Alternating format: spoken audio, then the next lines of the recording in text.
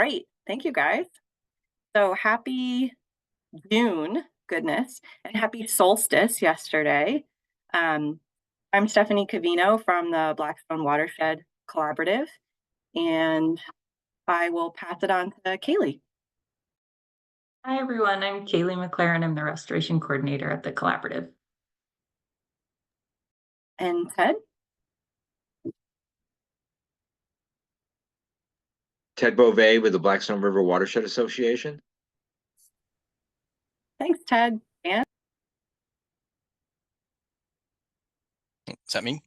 Dan Giza, a Tatton River Watershed member and fishery biologist with Verdantis.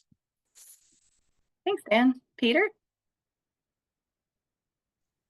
Peter Coffin, the coordinator of the Blackstone River Coalition, as well as the Blackstone Headwaters Coalition.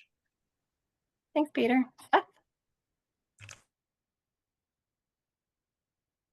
You said Seth? Yeah, go ahead, Seth. Oh, okay. It's already here. I'm Seth Tueller, and I'm a professor at Worcester Polytechnic Institute. Thanks, Seth. Sarah? Yeah, sure.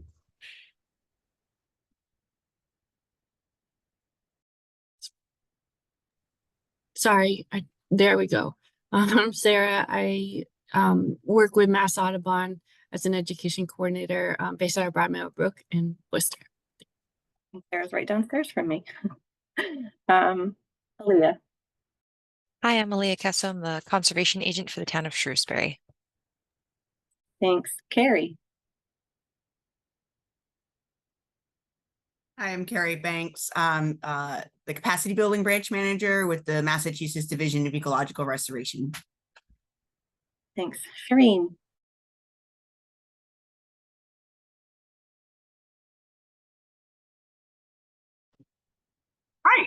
Hi. Sorry, I'm trying to stay cool over here. I'm Shireen. I'm the Visitor Services Supervisor over at the Blackstone River and Canal Heritage State Park. Thank you. Amanda. Hi, I'm Amanda Coffier. I'm a lab tech at Upper Blackstone Clean Water.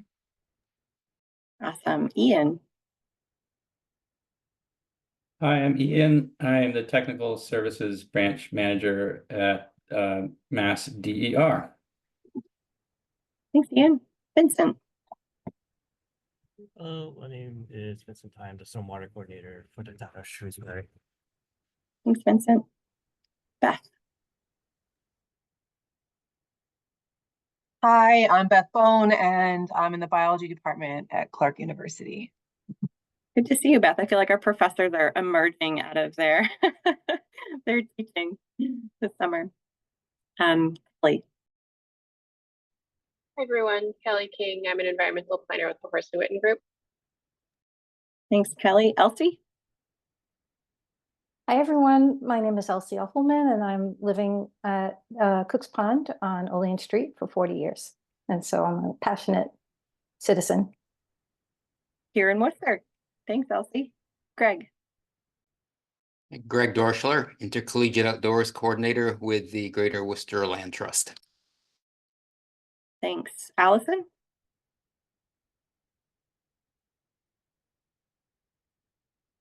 We've got you on mute, Allison, if you're trying to talk. Allison Hamels from Rhode Island DOT.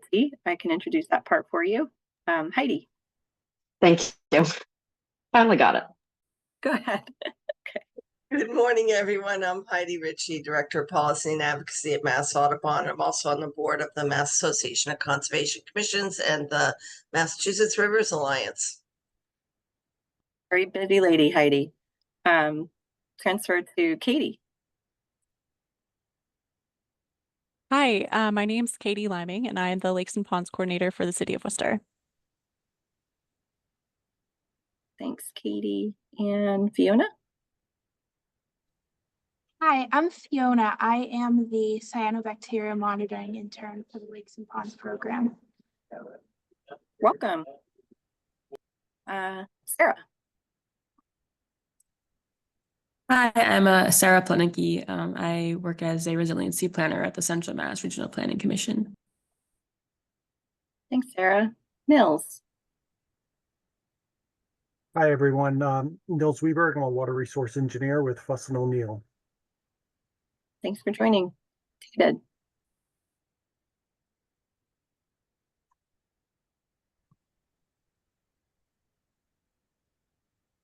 David Tapscott. Oh, sorry. That's okay. Oh, yeah, David Tapscott, Uxbridge Board of Health, and working with Sarah on the MVP 2.0 in Central Mass, Mumford Watershed. Great. Thank you. Is there anyone that we missed? Oh, we have Bill Napolitano that joined us. Bill, do you want to introduce yourself? Hi, Bill Napolitano, Taunton River Watershed Alliance, Jones River Watershed Association, and Old Colony Planning. Thanks. Oh, and Deb, yes, please introduce yourself as well.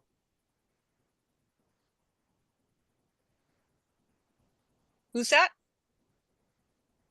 Oh, okay. Yeah, Deb Carey.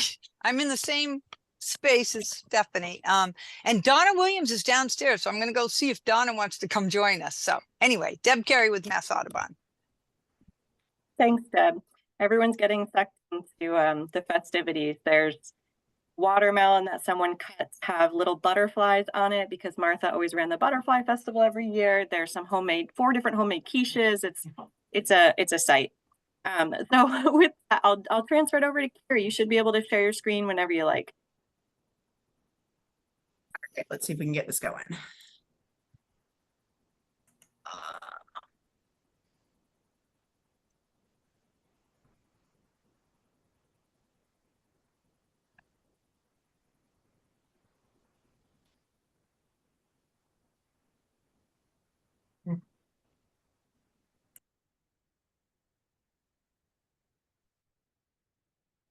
Can everybody see that? Yes, looks good.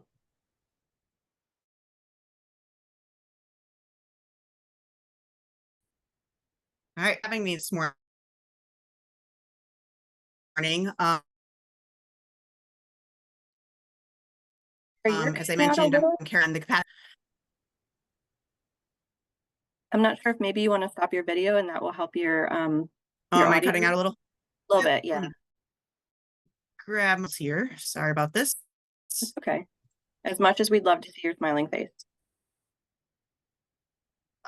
Let's see. My controls have disappeared. That's weird. Is there any way you can turn off my video? Yes, I can. Because I don't seem to have my Zoom controls for some reason.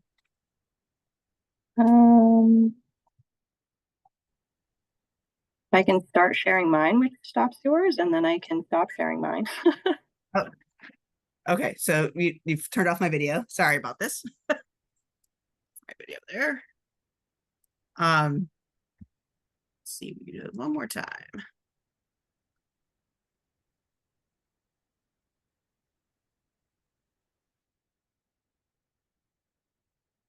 How about now? Is that work? All right. All right. Just make sure I have the controls to move the screen along. So as I was mentioning, I'm the capacity building branch manager with the Massachusetts Division of Ecological Restoration. It's a new position within our division, and that's what I'm here to talk about this morning, is how our division has grown over the last several years to continue to support ecological restoration here in Massachusetts. As probably many of you know, our division works with community-based partners to restore aquatic resources throughout the Commonwealth of Massachusetts. We have a variety of programs and initiatives that we support, including things like dam removal, culvert replacement, as well as the restoration of streams, wetlands, cranbox, both in our freshwater and coastal environments.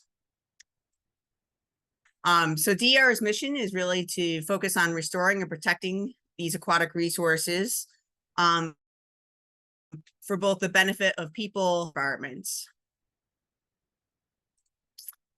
Over the last years, our collective results have been pretty impressive. And this is not just based on, the work of our staff and our division, but also all the partners that we work with throughout the Commonwealth. So we've reconnected a number of stream networks, and that has returned fish to previously blocked stream segments. We restored resilient salt marshes. We've increased access to nature in our urban environments. We've improved road safety and protected infrastructure. We've also reduced flood levels and improved our floodplain function. And then again, as I mentioned, we really worked on expanding partnerships and collaborations to support this work with many different entities throughout the Commonwealth. And as you're probably all aware, this is coming at a pretty critical time. There's been a growing focus on climate adaptation and the powerful benefits that come through restoration, particularly for people and nature, but also our adaptation benefits.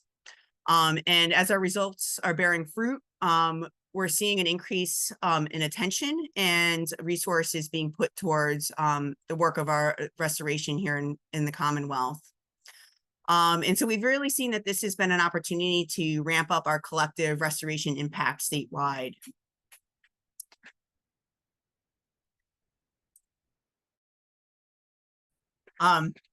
So, over the last several years, we've seen this growing demand for restoration here in the Commonwealth, especially as we see the climate change impacts intensify here in Massachusetts. I know probably some of your regions were impacted, particularly this past year with some of the intensive inland flooding events that we were seeing. We're also seeing increased coastal flooding, and as well as the opposite effects of drought that we've seen over the last couple of years that I know have impacted a lot of our aquatic resources. So this has really increased the urgent call and demand for restoration here in Massachusetts. We also have a lot of aging infrastructure as well that our municipalities are having to deal with. A lot of folks have come to rely on DR to support this work. And so we're really thinking about how can we continue to support the needs of our municipalities and others that want to support these projects, but often sometimes lack that technical expertise and need help coordinating projects on the ground. So we've been ramping up our restoration work in a couple different ways. As many of you probably know, our habitat restoration work has really been focused on supporting partners and landowners and municipalities on moving projects forward, often including through our priority projects program, providing project management support and funding and other technical assistance. So we are looking to or have expanded our project management assistance through our priority projects program, and we're looking to continue to expand that over the next couple of years.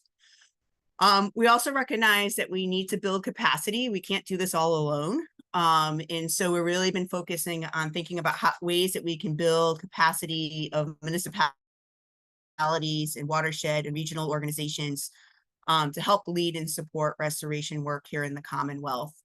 And with that, there's a lot of knowledge, both internal to DER, but also external through our partners. And so we were looking at ways that we can capture and share that knowledge that has been garnered over the last couple decades in the world of restoration and help to share and support that.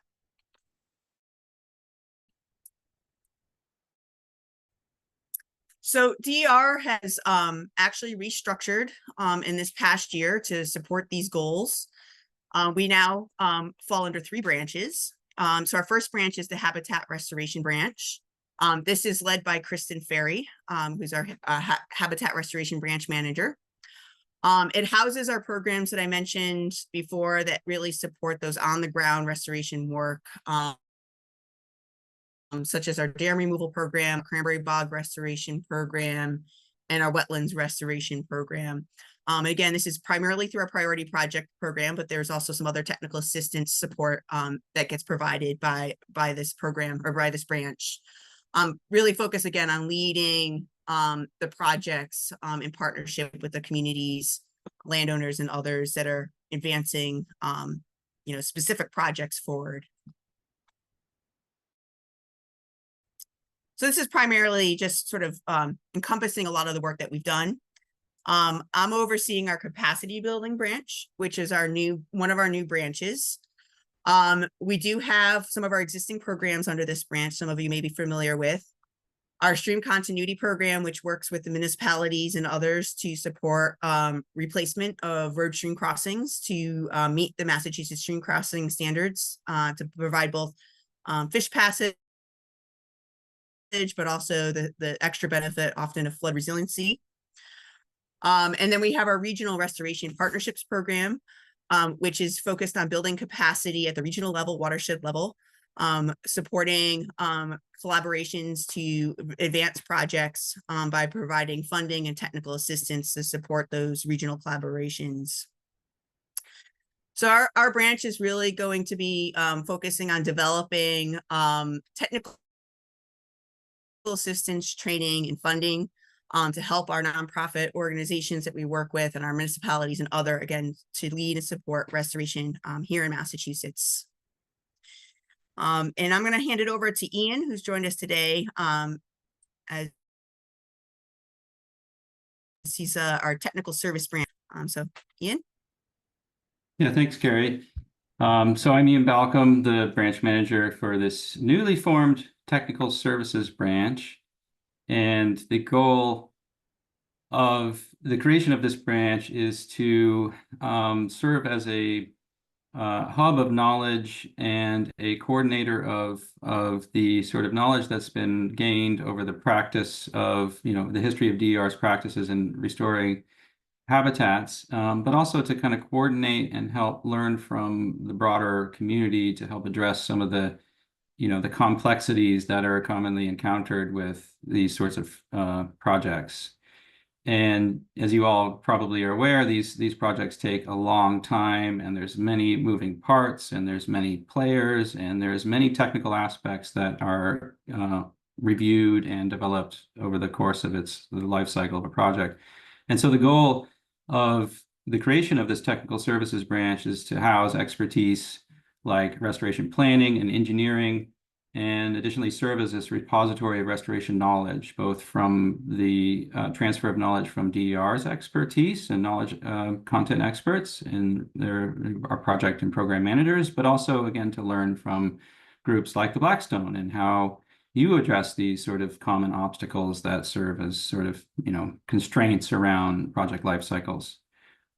So that's a very high level sort of conceptual overview of the goals of the branch, and it is very much under development. So that's kind of where it sits right now. We're in this sort of discovery phase and trying to be strategic about where to provide technical support for both internal project managers at DER, but also importantly externally, so that we can facilitate the work of the capacity building branch that Carrie's leading in sort of promoting and supporting restoration across the Commonwealth.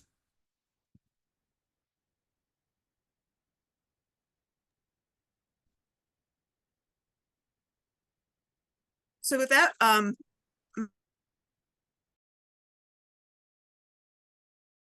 we're happy to take any questions that you might.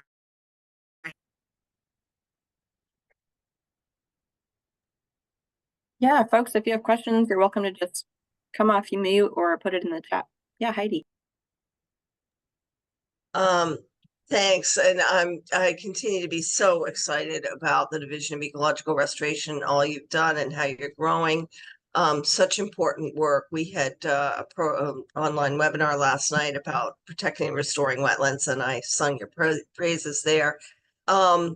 I just want to say that I think this new reorganization and the additional, the capacity building and the technical resources are extra important right now as we're trying to streamline the permitting processes, because having that expertise in place, to the extent that you're able to develop like standard guidelines, technical guidelines for different categories of restoration, and the support for the projects, I think that really helps support and hopefully makes some of the other agencies a little bit more comfortable with the idea of trying to streamline review of some of these projects. So I see that, you know, your work is going hand in hand with those of us externally who are trying to pave the way for these projects to go through permitting. But regardless, whether we get any permit changes or not, the work is so important. So thank you. You ready? Katie? Hi, sorry. Hopefully you can hear me now. I was just wondering a bit about your capacity. This seems like a really excellent program, and there's so many potential projects. I imagine that there's a huge demand for technical assistance. Can you speak at all about like the challenges that your team has in either like prioritizing projects or like the timeline required to take on additional projects? Anything, and especially any tips from like potential applicants or partners that could be useful? Yeah, I mean, at this point, we're as Ian indicated, we're kind of in a discovery phase as we begin to think about building out these new branches.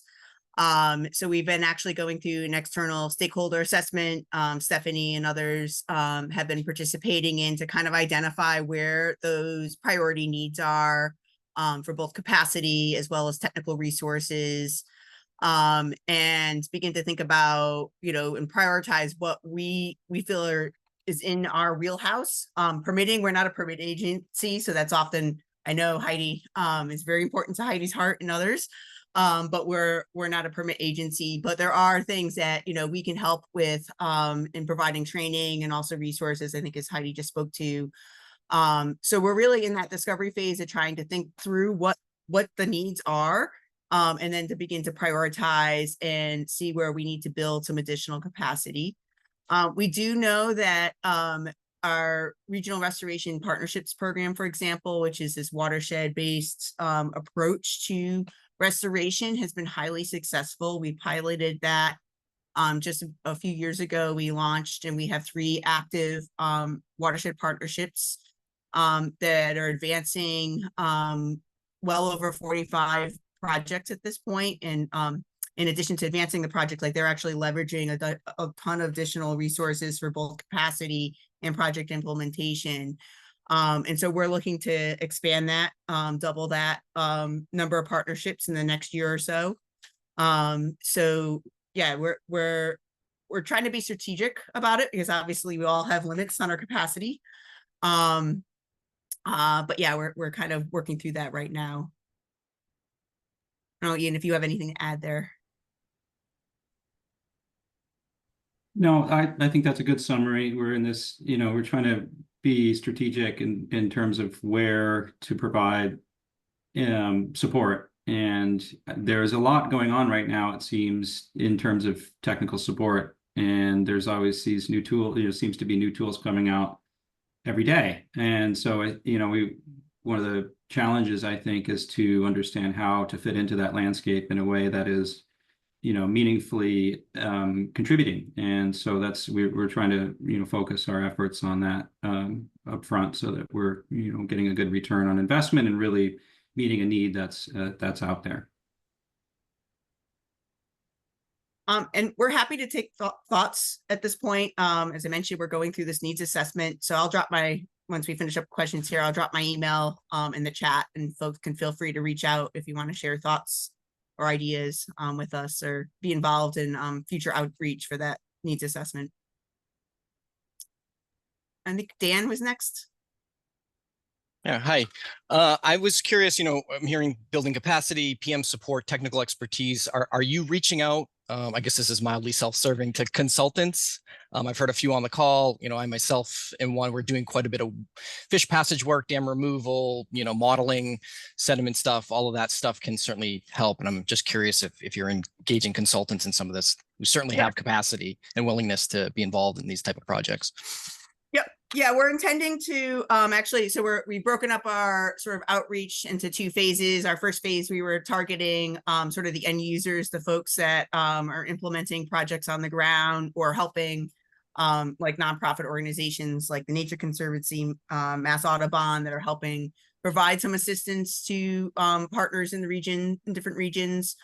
In our next phase, we intend to reach out to consultants as well as other state agencies. So kind of expanding our outreach there. So if you're interested in being engaged, again, I'll drop my email in and we can definitely put you on the list.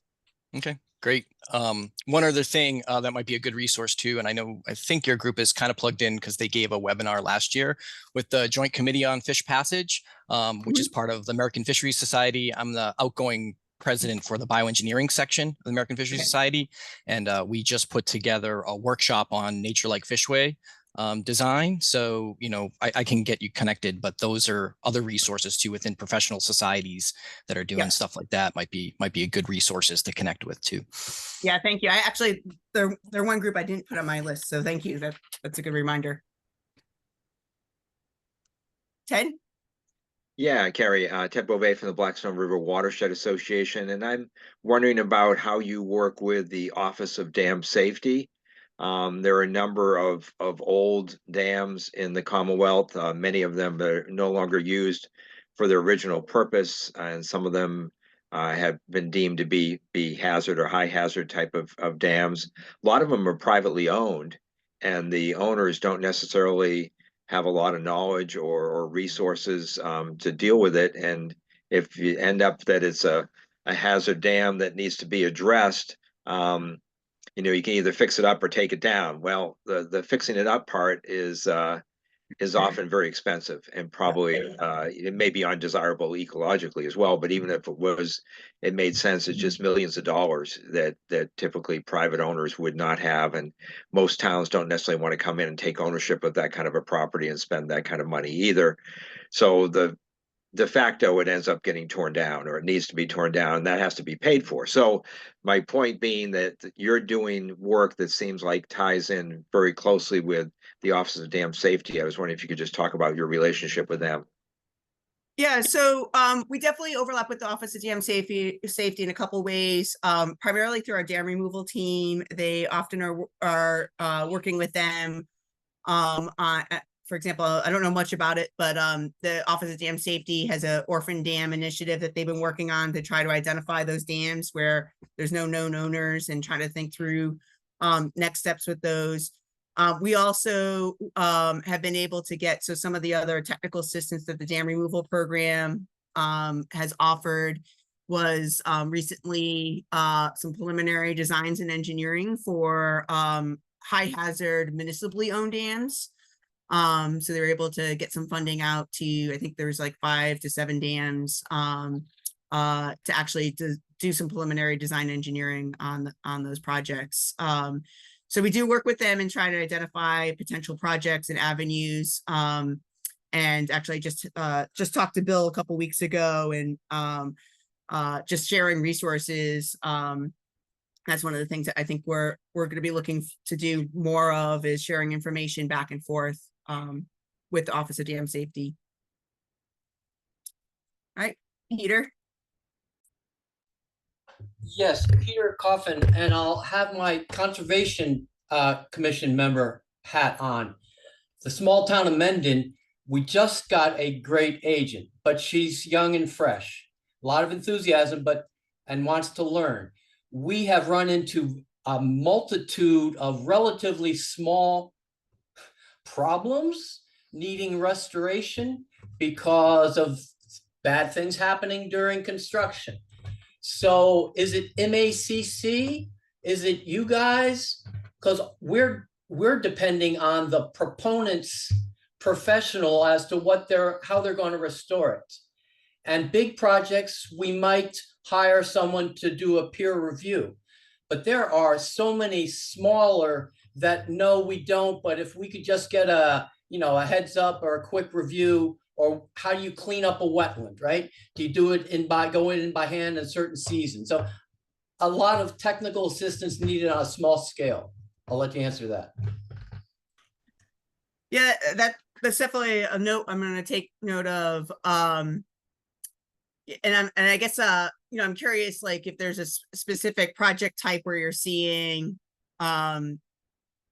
these type of sort of small impacts that need to be restored. I mean, we have had for our our culvert replacement program, we do provide technical assistance out to municipalities, and we've had some engagement with towns where they've done like a culvert replacement and something didn't quite go as planned.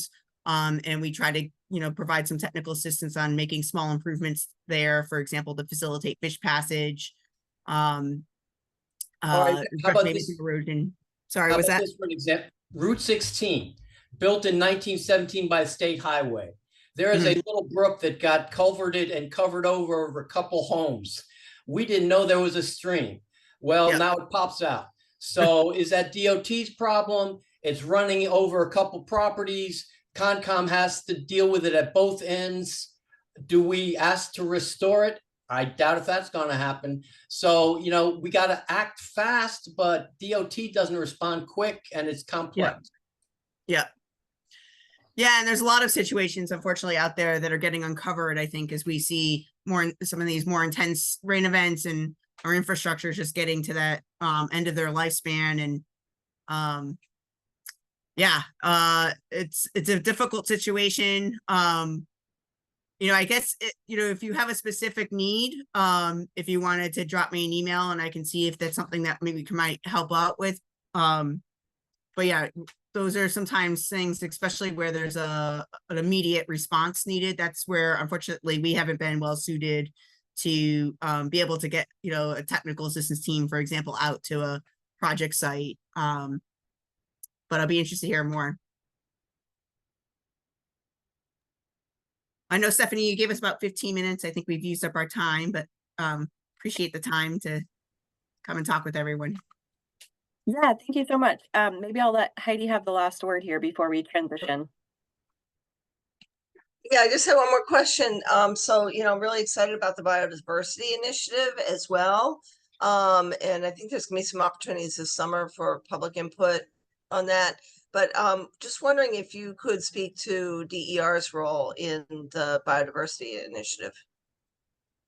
Yeah, so it's probably, if you're many aware, there's been an executive order to support biodiversity here in Massachusetts. And we have been engaged both in that planning through our department, as well as Department of Fish and Game is working on a strategic plan that looks beyond biodiversity, but a lot of other realms that we support.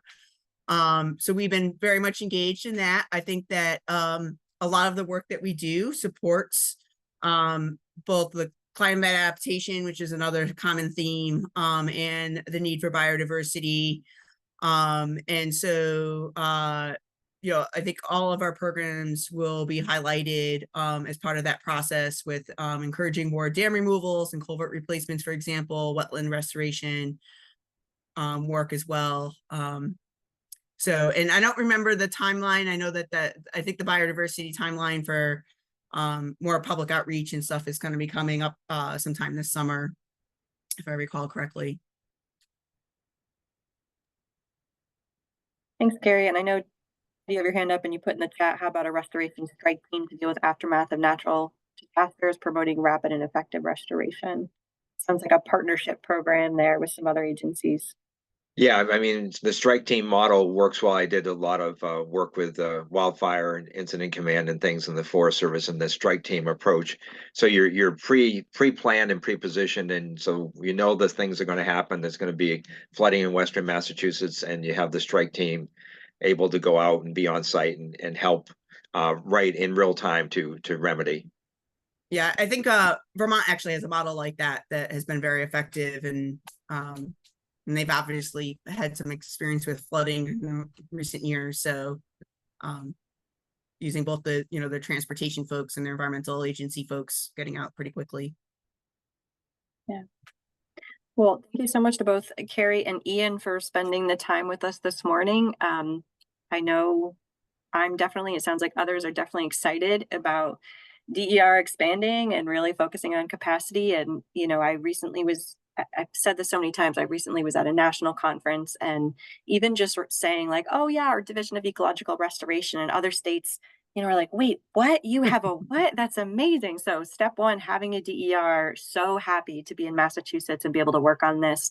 I love you, Rhode Island, but we have to step up to get some of that work done. And having a capacity building branch is just amazing to be able to understand the need for doing this work. And, I think your partnerships program speaks volumes about how effective that can be. So thank you. And we really look forward to continuing working with you and helping building out these branches. Thank you. Thanks. Great. So if you think about other questions for Ian and Carrie, feel free to send them in the chat and we can pick those up and send them on, or I think Carrie's going to give you her email and we can follow up there as well. So next on the agenda, I'm actually going to skip a little bit and hand it over to Kaylee to talk about a program that we have since we're talking about restoration before we get to our other updates. Yeah, thanks, Steph. So this August, we're doing another culvert assessment training. Yay. So let me share my screen real quick. So these are the dates. This is on our events page, and I'll drop that in the chat as well. So we're focusing primarily on Sutton, and then if we exhaust the options there, we'll move into Douglas, which is the Mumford. That's the region that we've been kind of focusing on for culvert assessment, both this year and last year. So these are the dates.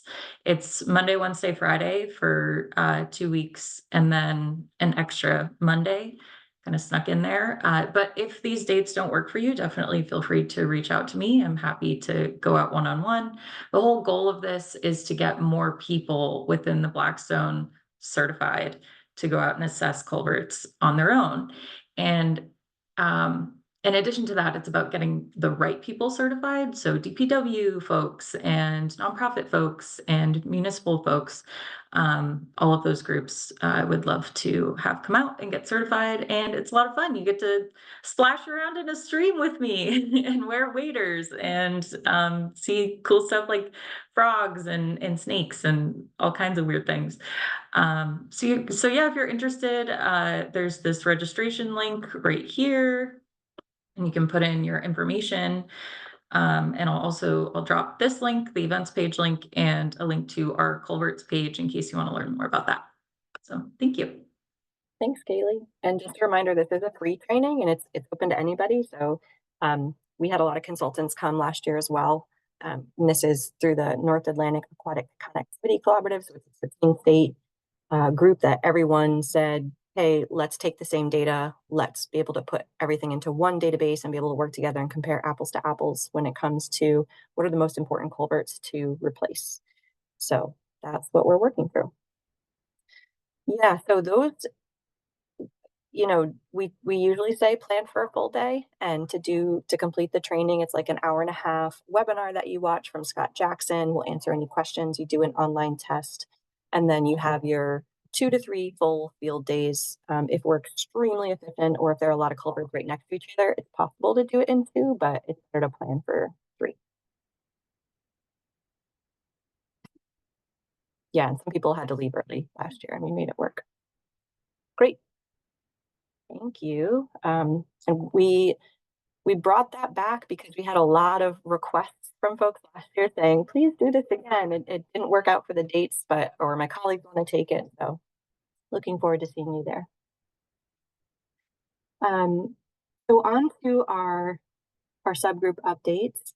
For our bikeway and greenway, just a reminder, I know that Donna mentioned this last time, I'll put it in the chat here, but the Blackstone Heritage Corridor has launched a $1.3 million campaign called, let me get this right, Legacy Campaign Reimagining Our Future. And so it's focused on doing 4 things, including creating new attractions, recruiting, training, and supporting volunteers, investing in partners, and advocating for the Bikeway Greenway.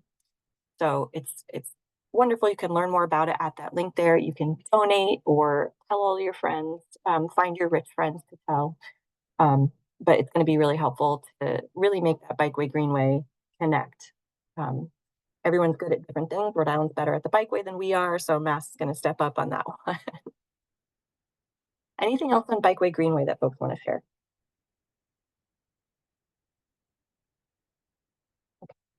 Sarah, yeah. Yes, I think I talked to Carrie at CMRPC and I think she'll be getting into contact with you. Just so that I think they're kind of brainstorming some just like next phase funding stuff. So I told her to get in contact with you. And she's really excited. So yeah. Great, thank you. Look forward to that. For university work, Paul Matheson had emailed us. He wasn't able to join today, but had a few updates, saying that he still has some graduate students working on green and blue infrastructure to mitigate stormwater impacts, and they're waiting on more accurate GIS data to incorporate into their modeling, but hopefully we'll be able to move forward in July. And that he's also planning a green infrastructure MQP. I don't know what that stands for, but a design project for the fall, and they're looking to identify good sites for that. So if anyone's interested, I might be elbowing you a little bit, City of Worcester, on that one. If you have specific ideas for green infrastructure area to get some free design from students. And in general, he said he's looking forward to collaborating more with the City of Worcester on student projects and Green Worcester sustainability initiatives. And hopefully we'll be able to help us out with some Blackstone flow characteristics. We can definitely facilitate that conversation. Yes, Katie, thanks. And speaking of flow, the collaborative is submitting. We were fortunate that we were invited to submit a full proposal for an America the Beautiful challenge through National Fish and Wildlife Federation. So it's about $1 million grant that's going to be doing an H&H, so understanding the hydrology of the river, looking at access on the river and having a really clear plan forward about how to improve that, and then also looking at dams and other restoration projects, and again having a really clear plan forward to how to do that. So altogether, we want to make a very public facing document with lots of pictures that is a future guide for implementation, basically. So a prioritized plan of restoration and access on the Blackstone River. So we're really looking forward to putting that application in the next few weeks. Anything else on university work? I know we have Seth and Beth here. Enjoying summer. Peter. Yes, I'll take advantage. We've applied for a 319 grant to look at the Upper Tatnuck, working with LC and the Tatnuck groups. We have pulled in Professor Bill Subject from Holy Cross, whose biology, he's been a long-term researcher of the urban stream syndrome. And he loves the idea of that upper watershed as a demonstration showing water quality going from drinking water to infested weeds within a couple miles. So if the grant goes through, there would be detailed monitoring. And whether the grant goes through or not, Heather and the water quality team is working with Worcester State University, who has been studying Cooks and a couple tributaries. They have a little less money now, but we're going to beef it up with another site. So good cooperation in Worcester, and noted that there is a need in Worcester probably for a water quality summit to bring the academic groups together and let students share their knowledge. So it seems there's a void there. It's a constant need. So I look forward to trying to make something happen there. Yeah, I know we tried to do something kind of similar last year, 2 years ago, but definitely could do a lot more on bringing universities together. I saw that I think Seth was trying to jump in, and then Heidi. It's okay, Heidi. You can go too if you wanted to follow that up. No, I was actually going to ask you for an update, Seth, on your integrated planning project, because I've also been hearing that the state is working on a statewide comprehensive land use plan. They're trying to integrate the clean energy siting, housing, conservation, all of their priorities together. Wow, I'd love to talk to you about that because I don't know about that. The work that I've been doing more lately I'm very interested in the kind of questions around regional planning and regional partnerships, and because so many of the issues cross these municipal boundaries. And lately I've been doing some other work through another grant around capacity building. So Carrie, I was really interested to hear about this new branch, and I can share some work with you that we've been doing on that. It's a totally different context, but it's about questions around capacity building. And I was also just wanted to listen in to hear what, like, I'll talk to Paul Matheson at WPI too, about what student projects might be able to contribute to. But Heidi, yeah, I'm really interested in that. For everyone, I had a project, a planning grant from the National Science Foundation, which had to do with regional integrated planning around land use. And that ended in the fall, and I've been kind of just trying to think about what a next step would be around that. So if you have thoughts about that, I'd love to hear. But I think the partnerships and thinking about how the partnerships help municipalities work across scales, boundaries, and also on multiple sectors at the same time is an area ripe for some more thinking and about. So, and if the state's thinking about that, then I'd love to hear more about that. So.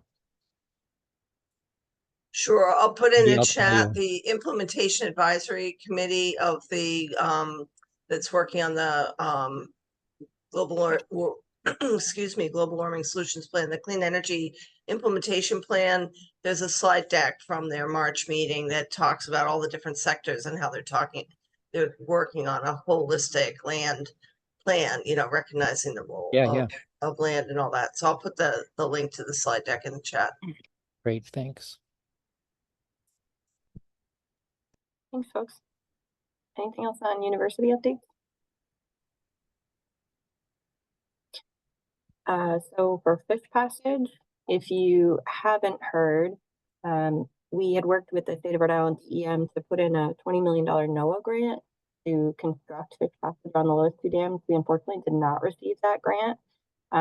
We haven't heard back from the reviewers yet. They're going to be meeting with DEM in July, and we'll hopefully hear back whether it was, likely there's 10 times as much need as there is funding for, so that's going to be a contributing factor. We know that it had a really high price tag. It was a $26 million project, so that's going to be a contributing factor likely. And they also chose another project to fund in Rhode Island, so geography was probably another factor. That's what we're thinking, but we look forward to hearing back about the reviewers' comments and thinking how we can put together another proposal or many other proposals to piece together and make sure that this happens. We still have our advisory committee meeting monthly. One of our goals of that committee was to increase transparency and be able to tell you what's going on. So to that end, we have not yet made a website to share all of those meeting notes and recordings, but we will be doing that.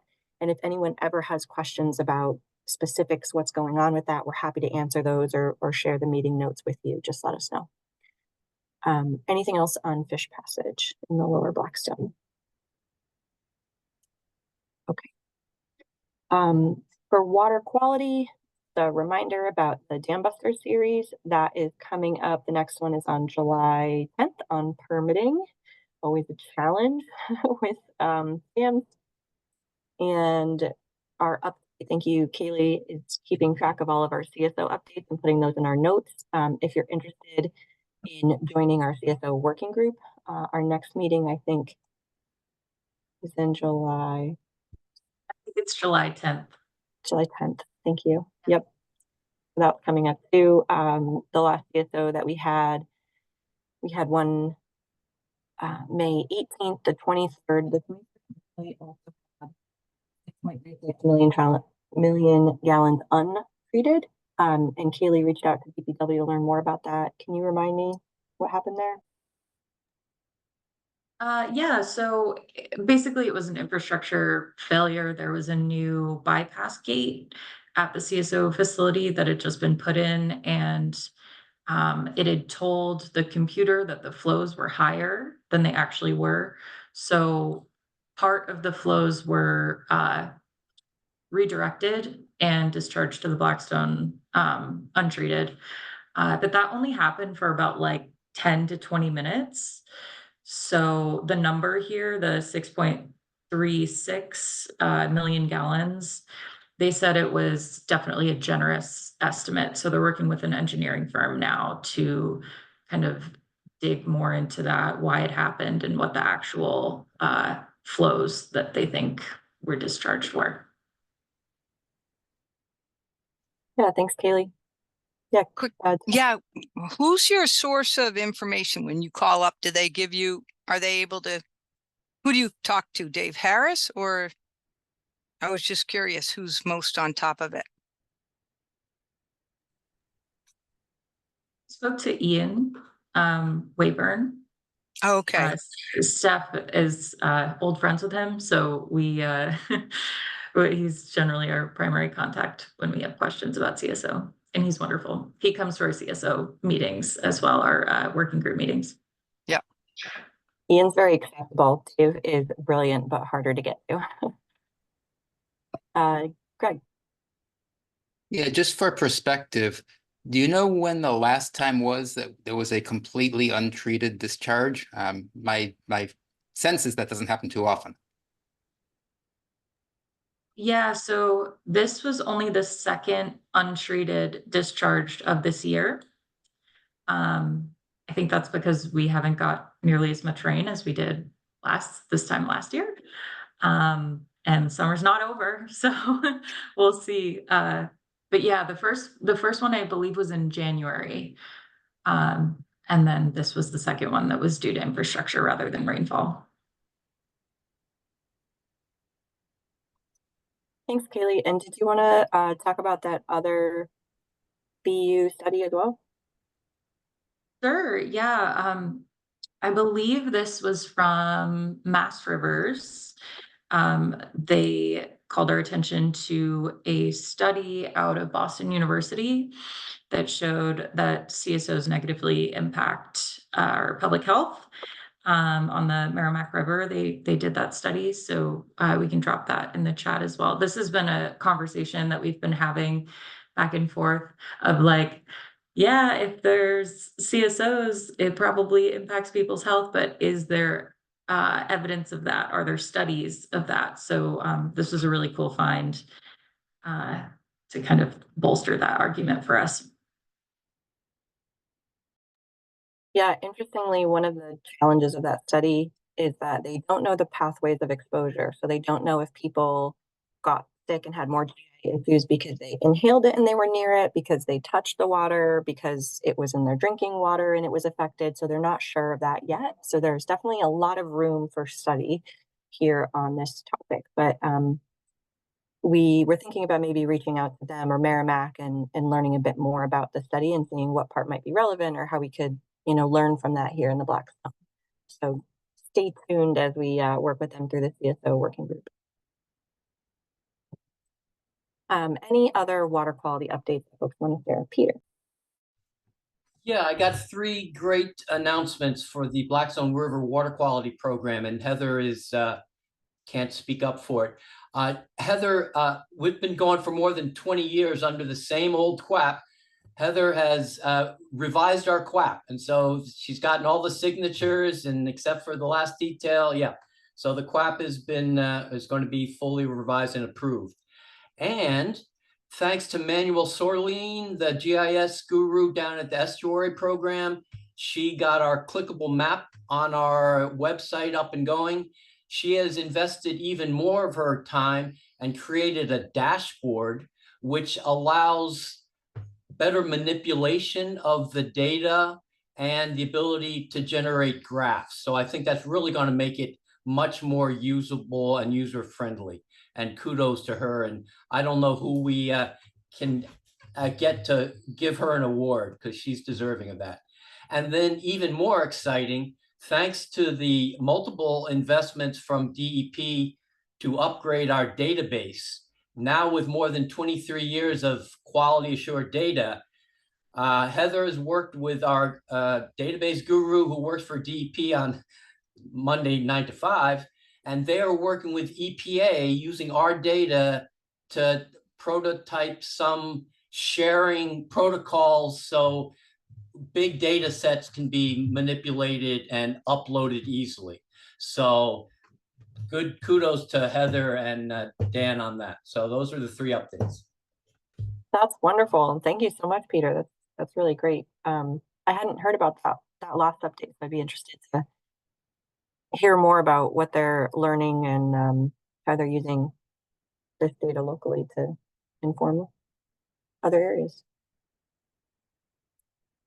So now we mostly want to turn it to you. We have some updates.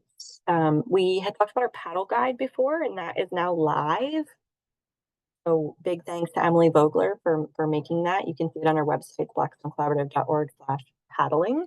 We also have hard copies, which I do not have in front of me, but I have 2 big boxes of them in my car. So one of our to-dos is to provide hard copies to different folks around the region. So if you'd like some at your site, Shireen will be stopping by. Oh, yay. Thanks, Kaylee.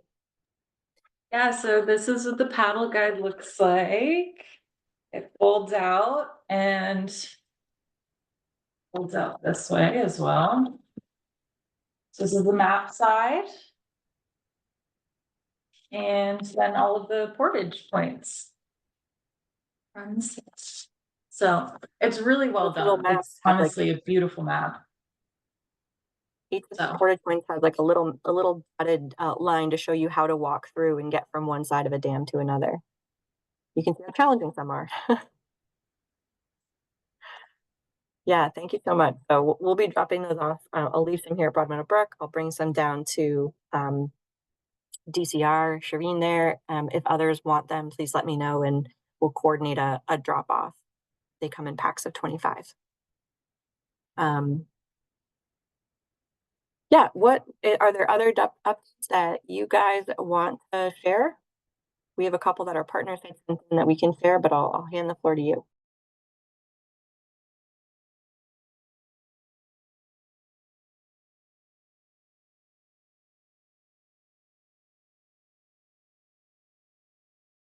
Yeah, go ahead. Yeah, it's not my thing to celebrate, but it was wonderful having the Hassanamisco tribe at Flint Pond creating their wooden canoe and turning it into a spiritual kind of community event. It was kind of tough, I think, rowing that big boy upwind, but it was such an authentic ceremony. So kudos to John and everyone else and to the Native Americans. Yeah, and I'll great point. I'll share the screen here for a second and you can see this is Troy, who's part of the Hassanamisco Nipmuc band, and they built this beautiful dugout canoe. So over the course of a week, they would put logs in and burn it out, and then at the end they scraped it all, and they were able to put I think 4 or 5 people in it and paddled it on Lake Quinsigamond. And this hadn't been done on this land in a very, very long time. And they were able to share all the history about this. So this is called a Michoon, a fire burned dugout canoe. There are 2 Michoons actually in Lake Quinsigamond that have been there since the 1700s and remain there, buried.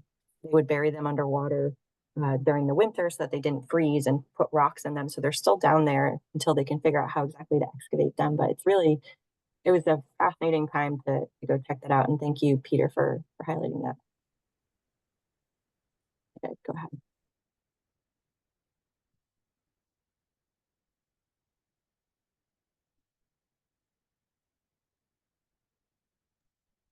Did you want to share?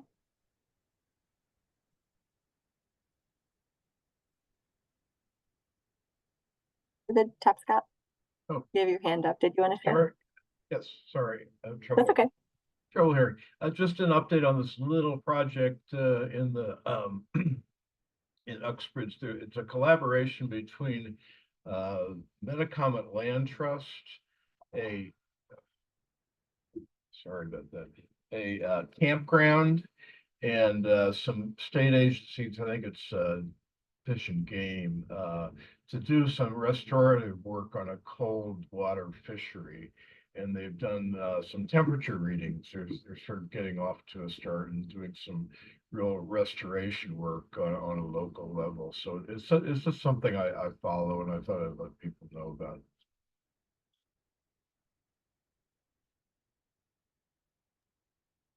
Great, thank you. Katie. Yeah, I just wanted to share the news about two water chestnut polls coming up in Worcester. So one is tomorrow at Coast Reservoir. We're really excited that there's not very much water chestnut at all. Finally, many years have really started to make a difference at Coast.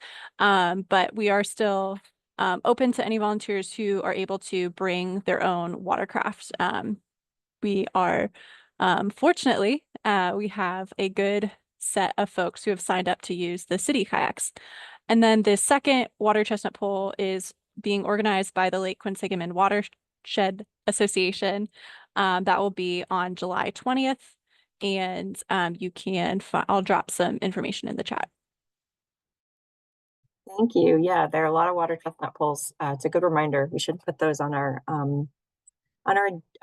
events list so people remember, because those are great opportunities to get out on the water and learn about water chestnut. I know the first time I went out to pull, I was like, wait a second, I know this plant. I've seen this so many times, and I wondered what it was. And I wondered what those weird spiky, seed pods were, and now I know. So yeah, I definitely recommend folks picking those up. Thanks. Any other updates that folks want to share? Peter.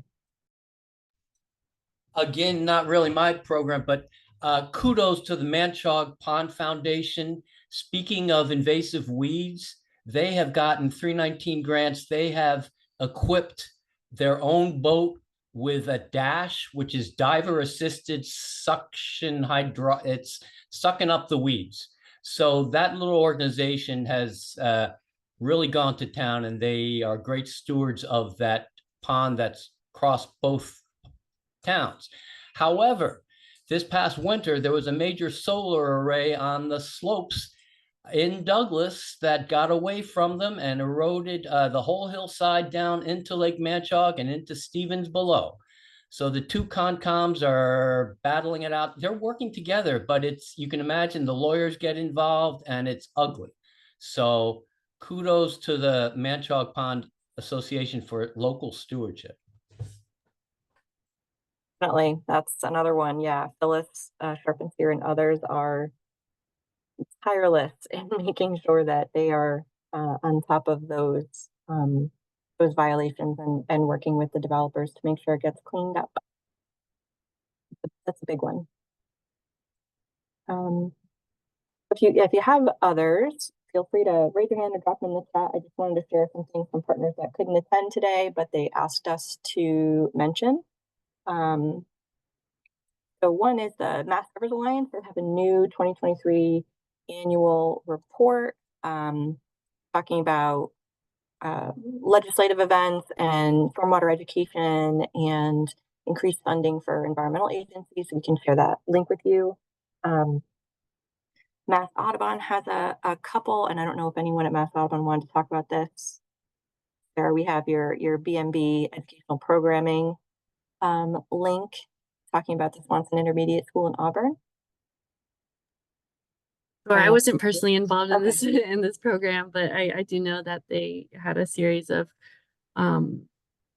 programs both in the school and here at the sanctuary with that school around animal and plant adaptations, and culminated with like the children using recycled materials to build animals or plants with some adaptation of their design.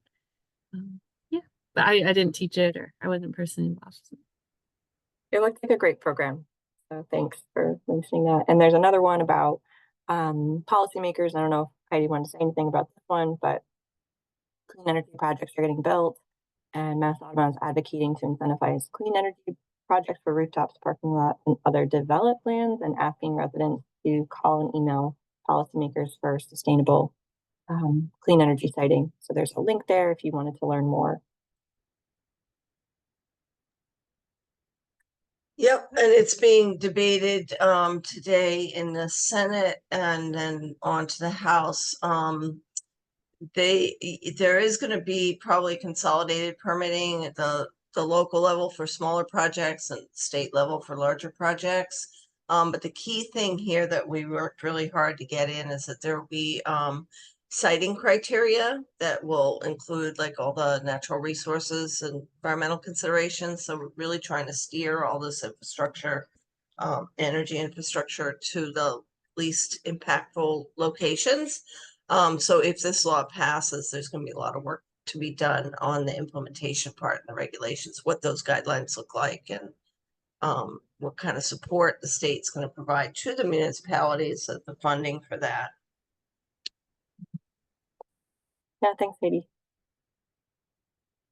Another one is that the Heritage Corridor has a new interactive guide to the Blackstone Valley, and it's very broad, whether it's breweries, museums, or ice cream stands. They're putting it on there, so pretty exciting. Maybe that's going to be a new speaker that we'll have to be able to learn more about that. Also, Groundwork Rhode Island is creating a clean water certificate program. It's $300 per person, but there's an interest form that you can sign up to learn more. So I will put that in the chat there. Beginning to intermediate level, focused on stormwater management, construction inspection, green infrastructure maintenance, etc. So check that out. MRPC, I know you guys had an update as well about the OSRP for Grafton. I don't know if Sarah, if you worked on that, if you wanted to talk about it, or I can just share it in the chat. Yeah, I think my a couple of my coworkers have been working on that. I don't have too much of an update on it, unfortunately. That's okay. If anyone wants to check out that new open space recreation plan for the town of Grafton, it's there, and it looks at prioritization of some parcels for acquisition. In Rhode Island, the Environmental Council of Rhode Island is asking residents as well as legislators to pass their top 3 legislative priorities, which include the Building Decarbonization Act, the Environmental Justice Act, and the budget appropriation funding the Rhode Island Public Transit Authority.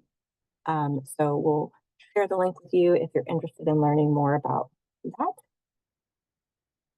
that. P has, let's see. I'm gonna read this, sorry. The INSPIRE, ideas, someone really worked hard on this acronym. Ideas for non-point source projects, information, resources, and examples. INSPIRE.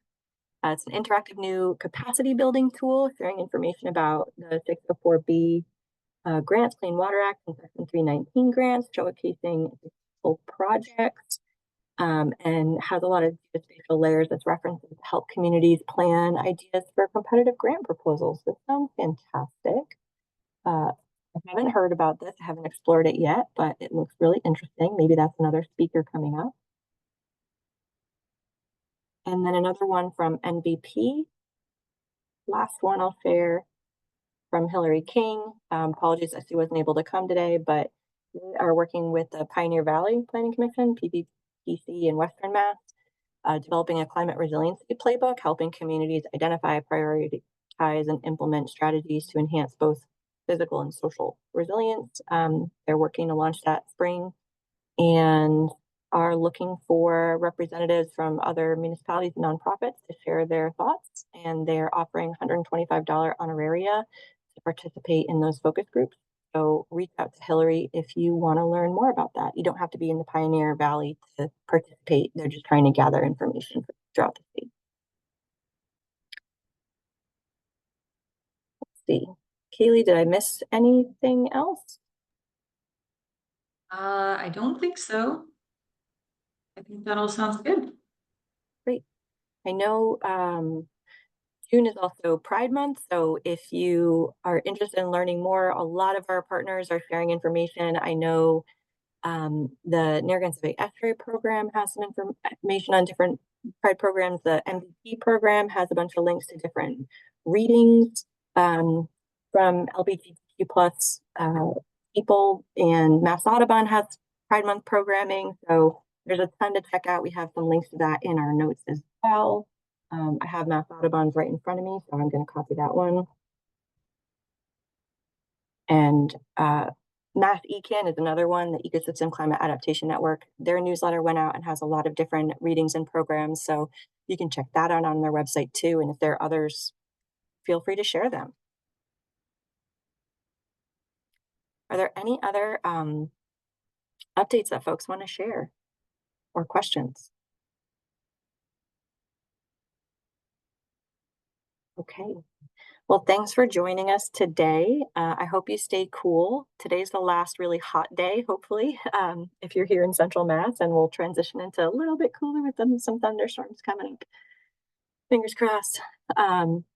It's great to see you all, and we'll see you at our next meeting in July, which is going to be July 19th.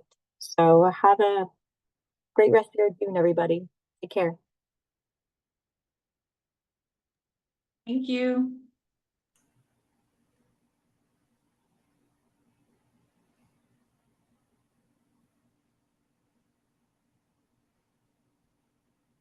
Bye, Steph. Stay cool.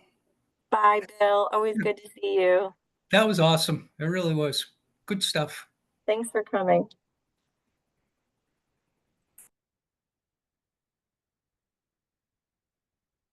We can. Oops.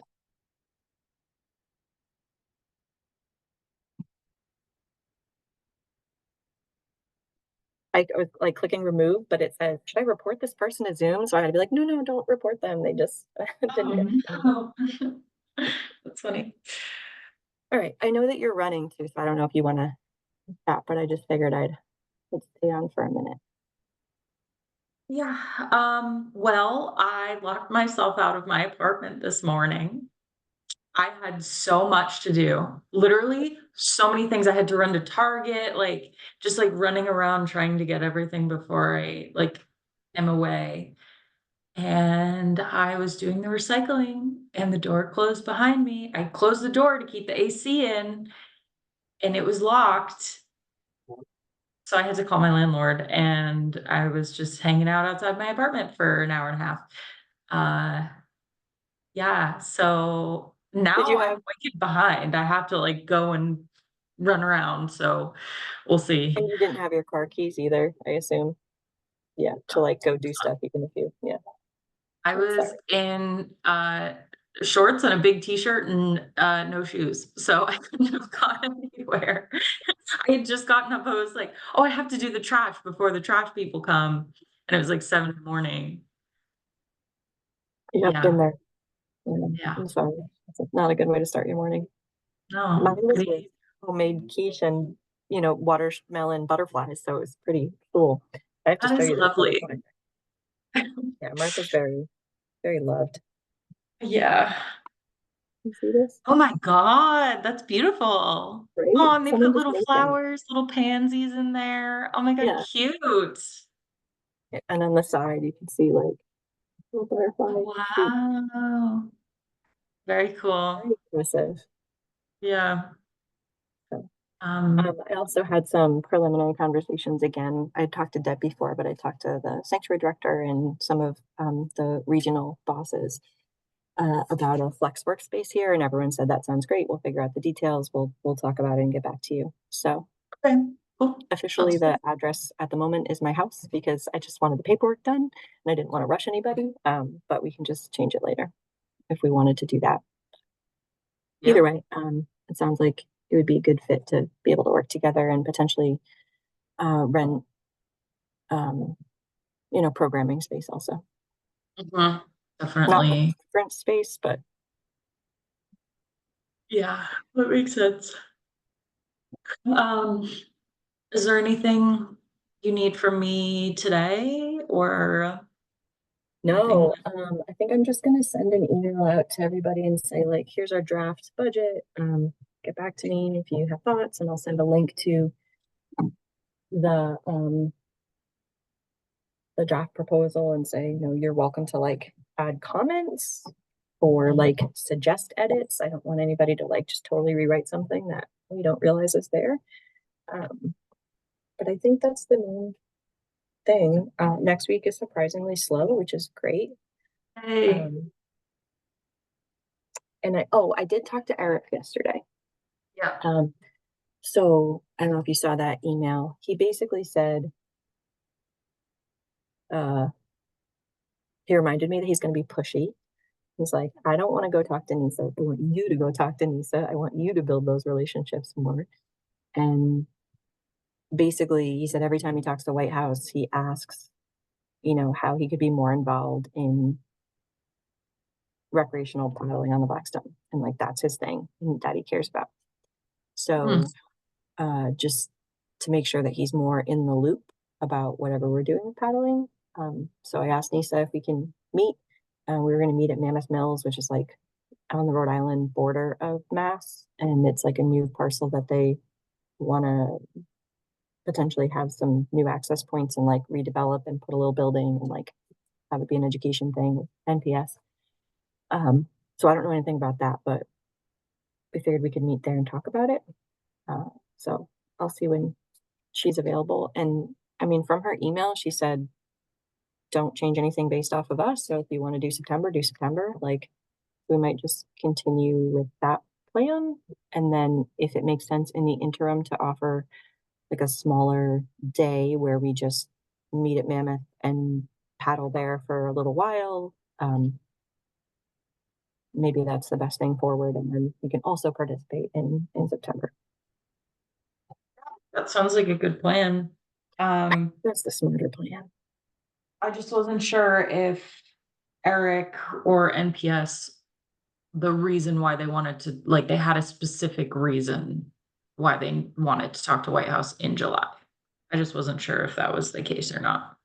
I think he's just eager to work with us. And so we just wanted to make sure we were taking advantage of that opportunity.